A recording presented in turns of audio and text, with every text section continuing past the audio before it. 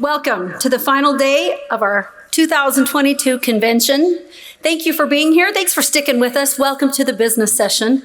We appreciate having you here. We've got important business to go over.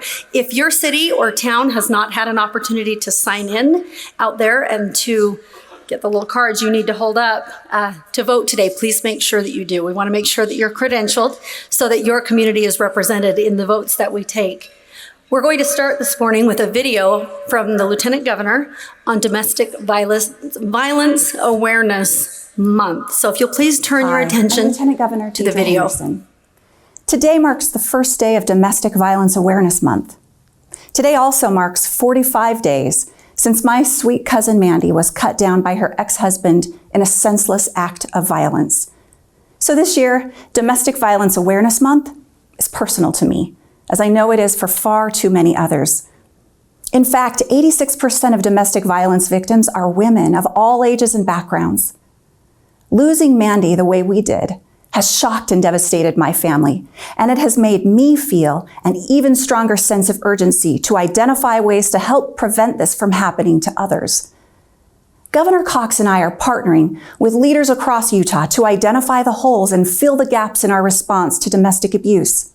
We'll talk about these efforts more in the coming weeks and months. I want to be clear. No two cases of domestic abuse are the same, but they all share a common element.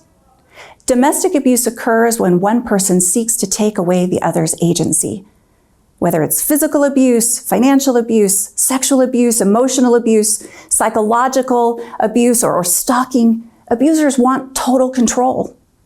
They'll justify their bad behaviors and shift blame onto others. If you don't feel safe or in control, you may be in a dangerous or harmful situation. Fortunately, there are support systems and resources around the state. You can call the 24-hour statewide hotline at 1-800-897-5465, or you can download the Safe UT app to seek confidential help. It's also up to each of us to intervene when we see others who need help. Friends, neighbors, coworkers, and bystanders all have a responsibility to spot dangerous behaviors and to safely encourage victims to seek help. Domestic violence is a serious public health concern that is entirely preventable. I am committed to finding solutions and resources for my cousin Mandy, for every other Utahn who has endured the nightmare of domestic violence.